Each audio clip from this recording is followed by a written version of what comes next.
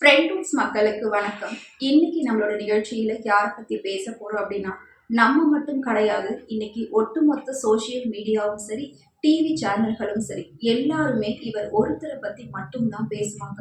அவர் வேற யாரும் இல்ல, இயக்குனர் நடிகர் பாக்யராஜ் அவர்கள் காலமான அந்த ஒரு செய்தியை தான் இப்போ ஒட்டுமொத்த தமிழகமே பேசிக்கிட்டு இருக்கு. தமிழ் சினிமாவுக்கு மிகப்பெரிய ஒரு பேரிழப்பா இது பார்க்கப்படுது. பாக்யராஜ் அவர்கள் கடந்த 2 தினங்களுக்கு முன்னாடி தான் குஷ்பு மகளுடைய கல்யாணத்துல ரொம்ப சந்தோஷமா பங்கேற்று ரொம்பவே உற்சாகமா இருந்திருக்காங்க. உடனே இப்படி ஒரு இழப்பு அப்படிங்கிறது யாராலையும் தாங்க முடியாத ஒரு இழப்பா பார்க்கப்படுது. பாக்யராஜ் பத்தி சொல்லணும் அப்படின்னா 1953ஆம் ஆண்டு ஈரோடு மாவட்டத்துல கோபிச்செட்டிப்பாளையத்துல இருக்கக்கூடிய ஒரு கிராமத்துல பிறந்திருக்காரு. சின்ன வயசுல இருந்தே சினிமா மேல ஆர்வம் கொண்ட அவரு படம் எடுக்கணும் அப்படிங்கிற ஒரு ஆசையில பாரதி ராஜா அவர்கள் கிட்ட உதவி இயக்குனரா பல வருடங்களா பணிபுரிஞ்சிருக்காரு. ரீசெண்டா அதாவது ஜூன் 10ஆம் தேதி தான் பாரதி ராஜா அவர்கள் காலமானாங்க. அவருடைய இழப்பே இதுவரைக்கும் தாங்க முடியாத ஒன்னா இருந்துட்டு இருக்கு தமிழ் சினிமாவில. அப்படி இருக்கிறப்போ இன்னொரு இயக்குனர், இன்னொரு மிகப்பெரிய ஒரு நடிகரோட இழப்பு உடனே அப்படிங்கிறது யாராலையும் ஏத்துக்க முடியாத ஒன்னாதான் இருந்துட்டு இருக்கு. இதுல குறிப்பா ஒரு விஷயம் என்ன அப்படின்னா, 2 நாளுக்கு முன்னாடி அவர் கோவா போயிட்டு அவ்வளவு சந்தோஷமா அந்த ஃபங்க்ஷன்ல கலந்துட்டு இருக்காரு. இன்னைக்கு காலையில பாத்தீங்கன்னா வாக்கிங்கும் போயிருக்காரு. ரெகுலரா அவர் எக்ஸசைஸ் செய்யக்கூடிய ஒரு மனிதர் தான். எந்தவித கெட்ட பழக்கங்களுக்கும் ரொம்பவே அடிமையாகாத ஒருத்தர் அப்படின்னு சொல்லலாம்.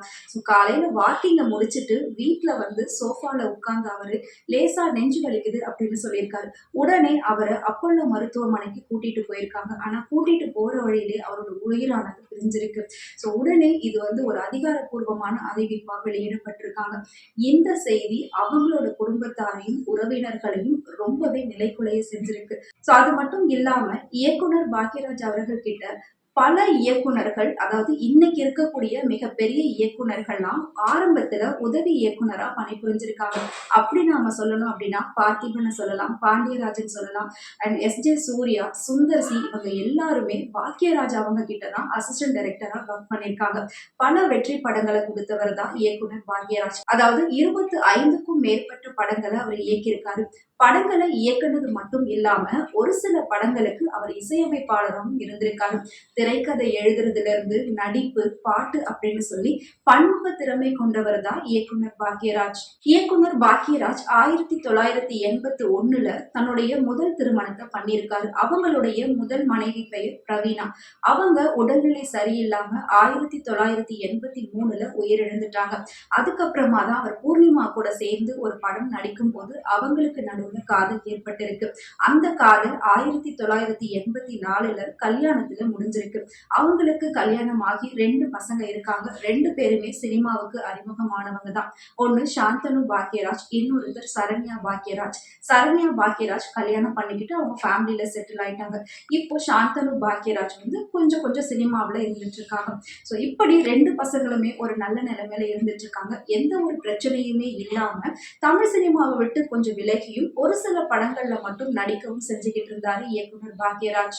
பாரதி ராஜா அவர்கள் கிட்ட இயக்குனரா பணிபுரிஞ்ச பாக்யராஜ் முதலா 1979ஆம் ஆண்டு தமிழ் சினிமாவில இயக்குனரா அறிமுகமாகிறாரு. அது மட்டும் இல்லாம புதிய வார்ப்புகள் அப்படிங்கிற படத்துல நடிகராகவும் அறிமுகமாகிறாரு. முந்தானை முடிச்சு, கிழக்கே போகும் ரயில், நான் சிகப்பு மனிதன், இது போன்ற வெற்றி படங்களை கொடுத்தவர் தான் இயக்குனர் பாக்யராஜ். ஊர்வசி போன்ற பெரிய பெரிய நடிகைகளையும் அறிமுகப்படுத்தியவர் பாக்யராஜ் தான். ஏற்கனவே நம்ம பாரதி ராஜாவோட இழப்புல பார்த்திருந்தோம். ராதிகா அவர்கள் எந்த அளவுக்கு அவர் கூடவே இருந்தாங்க, எவ்வளவு ஒரு சோகமான ஒரு முகத்தோட முழுக்க முழுக்க அவர் கூடவே பயணம் செஞ்சாங்க கடைசி வரைக்குமே. அதே மாதிரி இப்பவும் இவருடைய இந்த இரங்கல் செய்தியை கேட்டு உடனே அவர் கூட வேலை பார்த்த அத்தனை நடிகர்கள், நடிகைகள், இயக்குனர்கள், இசையமைப்பாளர்கள், சக நடிகர்கள் அப்படின்னு சொல்லிட்டு எல்லாருமே பாக்யராஜ் வீட்டு முன்னாடி குவிய ஆரம்பிச்சுட்டாங்க. அவருடைய உடலானது அப்போலோ ஹாஸ்பிட்டல்ல இருந்து இப்போ வீட்டுக்கு கொண்டு வரப்பட்டு இருக்கு. இவருடைய அவருடைய இரங்கல் செய்தியை கேட்டு பிரதமர் மோடி, ஆளுநர் அர்லேக்கர், முதலமைச்சர் விஜய் அப்படின்னு சொல்லி பல அரசியல் தலைவர்களும் தன்னுடைய இரங்கலை தெரிவிச்சிட்டு வராங்க. முதலமைச்சர் விஜய் நேர்லயே போயிட்டு பார்வையிடுறதா ஒரு தகவலும் வந்திருக்கு.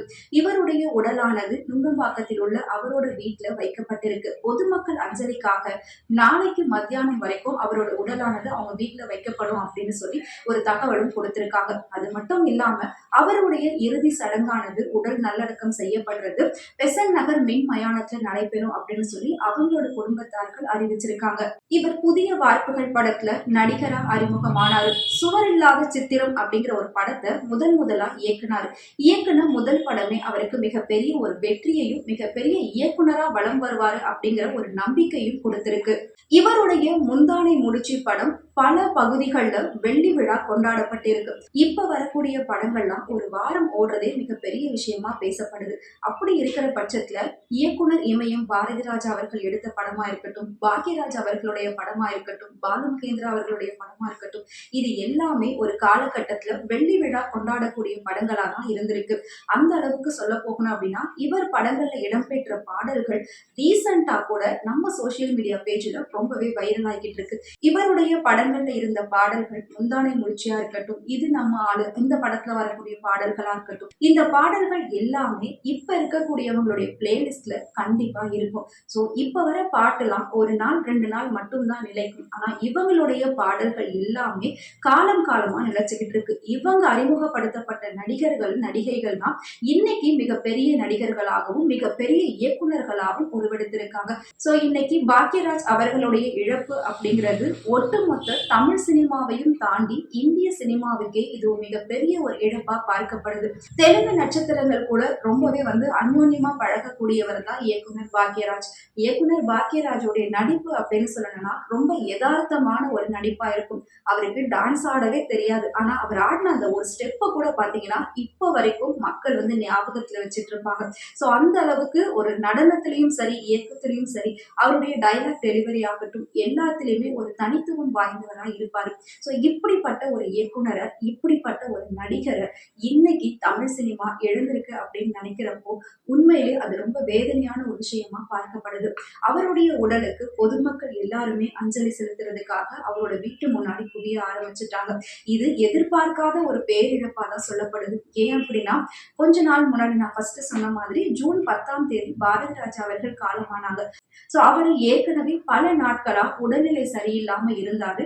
சோ அதனால அவர் இறந்தாரு அப்படிங்கிற ஒரு செய்தி பெரிய அளவுல பரவச்சு இருந்தாலும் இவருடைய ஒரு இறப்பு அப்படிங்கிறது யாருமே எதிர்பார்க்காத ஒரு நேரத்துல நடந்ததுனால இதை கொஞ்சம் கூட ஜீரணிக்கவே முடியல அப்படின்னு சொல்லி அவங்களோட குடும்பத்தார்கள்லாம் கஷ்டப்படுறாங்க. ரொம்பவே தமிழ் சினிமாவில் இருக்கக்கூடிய அத்தனை நடிகர்கள் நடிகைகள் எல்லாருமே ஒரு கண் கலங்க தான் அவரை பத்தி பேசிக்கிட்டு இருக்காங்க இன்னைக்கு. சோ இன்னைக்கு தமிழ் சினிமாவில் நடக்கக்கூடிய அத்தனை படப்பிடிப்புகளையும் ரத்து செய்யணும் அப்படின்னு சொல்லி நடிகர் சங்கத்திலிருந்து அறிவிச்சிருக்காங்க. சோ இந்த அளவுக்கு ஒரு பேரன்பு கொண்ட இயக்குனரா பாக்யராஜ் அவர்கள் வலம் வந்திருக்காங்க. பாக்யராஜ் அவர்களை பத்தி அரசியல்லையும் ஒரு சில விஷயங்கள் கண்டிப்பா நாம பேசலாம். ஏன் அப்படின்னா பாக்யராஜ் அவர்கள் எம்ஜிஆருடைய தீவிர ரசிகரா இருந்திருக்காரு. சோ எம்ஜிஆருடைய இறப்புக்கு பிறகு எம்ஜிஆர் மக்கள் முன்னேற்ற கழகம் அப்படிங்கிற ஒரு கழகத்தையும் தொடங்கி அவர் ரொம்பவே சிறப்பா நடத்திட்டு இருந்தாரு. சோ அதுக்கப்புறமா அதையும் அவர் கலைச்சிட்டு அதிமுகவுல ஒன்றிணைஞ்சாரு. ஒரு சில வருடங்களுக்கு அப்புறமா ஒரு சில மன கருத்து வேறுபாடுகள் ஏற்பட்டதுனால அதிமுகவுல இருந்து விலகி திமுகவிலையும் பிரச்சாரங்கள் செய்ய ஆரம்பிச்சிருந்தாரு. மாபெரும் பழம் வாய்ந்த நடிகர்கள் அப்படின்னு சொல்லக்கூடிய சிவாஜி கணேசனா இருக்கட்டும், ஹிந்தியில அமிதாப் பச்சன் அப்படின்னா நம்ம எப்படி சூப்பர் ஸ்டாரை கொண்டாடுறோமோ அதே மாதிரி ஹிந்தியில அவரை கொண்டாடுவாங்க. சோ ஹிந்தி சூப்பர் ஸ்டார் அப்படின்னாலே அமிதாப் பச்சன் தான். சோ அமிதாப் பச்சனை வச்சும் இவர் ஒரு சில படங்களை இயக்கியிருக்காரு.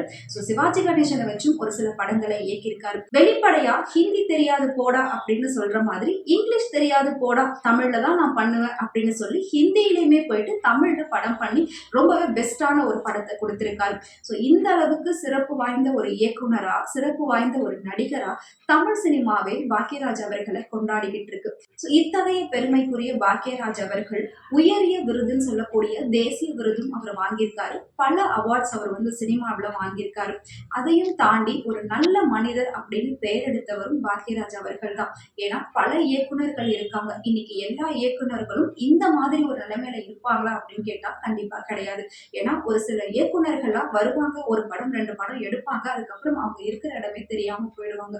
தான் வளர்ந்தது மட்டும் இல்லாம தான் கூட அசிஸ்டன்ட் டைரக்டரா ஒர்க் பண்ண ஒவ்வொருத்தரையுமே இவர் கை தூக்கி விட்டிருக்காரு. சோ அப்படி இப்ப நாம கொண்டாடிக்கிட்டு இருக்கிறதா இயக்குனர் பார்த்திபனா இருக்கட்டும், சுந்தர் சி, எஸ்.ஜே. சூர்யா இந்த மாதிரி இயக்குனர்கள்லாம் பாக்யராஜ் அவர்களுடைய நிழல்ல வளர்ந்தவங்க அப்படின்னே சொல்லலாம். சோ இத்தகைய பேரன்புக்கும் இத்தகைய பெருமைக்கும் உரிய பாக்யராஜ் இன்னைக்கு ஜூன் 27 அன்னைக்கு காலையில மாரடைப்பு காரணமா காலமாயிருக்காரு அப்படிங்கிற இந்த செய்தி ரசிகர்கள் மத்தியில மிகுந்த சோகத்தையும் ஏற்படுத்தியிருக்கு. சோ பாக்யராஜ் அவர்களுடைய ஆன்மா சாந்தி அடைய ஃப்ரெண்ட் சார்பாகவும் பிரார்த்திக்கிறோம்.